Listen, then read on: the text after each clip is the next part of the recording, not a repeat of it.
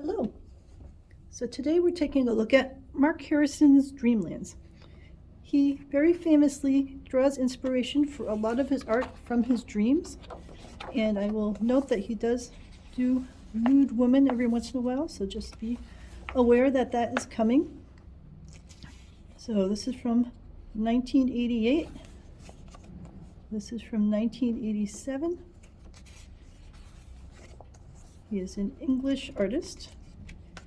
He has done some book covers and also quite a lot of art just for himself. It can be challenging when one is doing book covers because the publisher has a very particular style that they want to convey, and images and colors and all that other kind of stuff, which can be incredibly constraining for an artist. So while it can bring in some money, it can also be quite a challenge. So while it's nice that he's done book covers, because then those of us who read those books can really enjoy it and appreciate the art, and it helps, it's marketing for him because it gets his work known to a very wide audience. It's also nice to be able to go beyond book covers and work on things wholly that you want to do, where you're not being restricted to a certain character or a certain theme or color or that sort of stuff. This is like Shroud for a Nightingale by Spear Books. They probably had a lot to say about what they wanted to have portrayed on it. So it's one of those things that all artists need to be challenged by. How are they going to pay their bills? And how are they going to find time to do the art that they themselves really want to do? And I suppose you could say, if you find a publisher who is making books of the style that you adore and you love doing the art of the characters, then maybe it is a win-win. But I would think there would always be times still that you have art that you want to do on your own and that you want to be able to find time and still be able to eat and sleep. So we'll get there. There's only a few times in this book where they go into the seam, which, as you guys know, is a pet peeve of mine. Usually it's not too egregious. This is in a pretty quiet space separate from the beam of light on the people and the rainbow over here in the water. But this one's going right into the city. So I wish that they did not do that. You would think that there shouldn't be a necessary reason in some of these cases that they could put it just on one page. But like, this is just so beautiful to me. I love the colors. I love the dark down here of the procession against the softer colors of the mountains. And one can learn just so much from looking and relooking at pictures like these during the course of an artist's journey. And I'm talking about this from an artist's point of view. It's also fair to say that if someone is not an artist, then it's still very enjoyable just to have access to these kinds of images and to be able to enjoy them as a viewer, because I certainly do. I love these colors.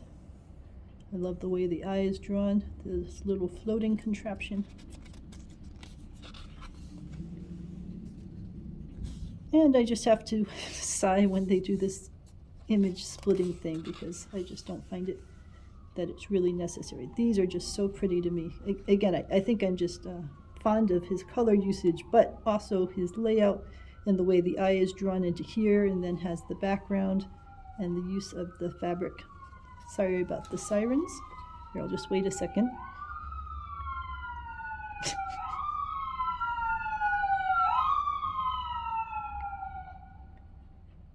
Yeah, I'm at the art gallery doing some of these videos, and we are located near a firehouse, so at least once a session during our art gallery time, there's a siren going by.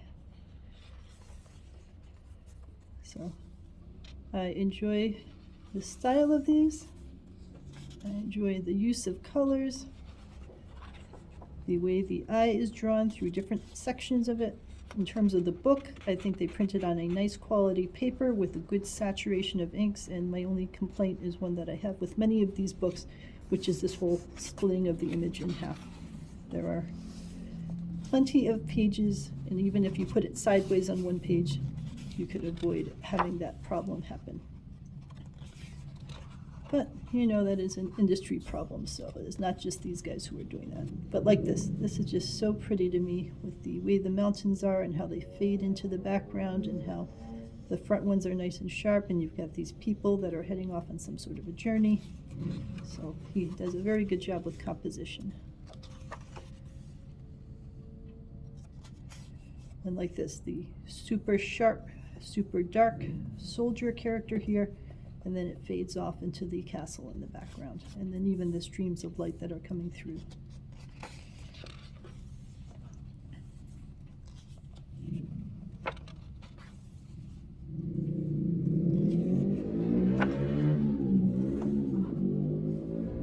And then, you know, the horsemen. Now we have motorcycles.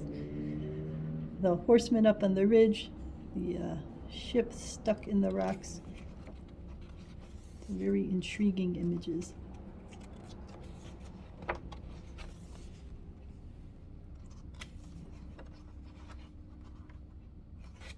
And then just the different styles that are being represented. This one's more of a fantasy style. And more of the fantasy styles. Like this is just so pretty to me. And like the light shining down on the character and the other character waving hello. The mill in the background. Just lovely. So, well worth getting. There are quite a range of pretty images, and they have different styles to them, even from the same artist.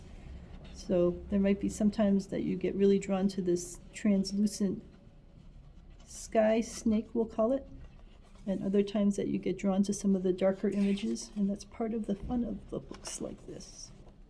Just the range of things they have. And it's interesting to see that range happening from a single artist. So let me know if you have any questions about Mark Harrison's Dreamlands.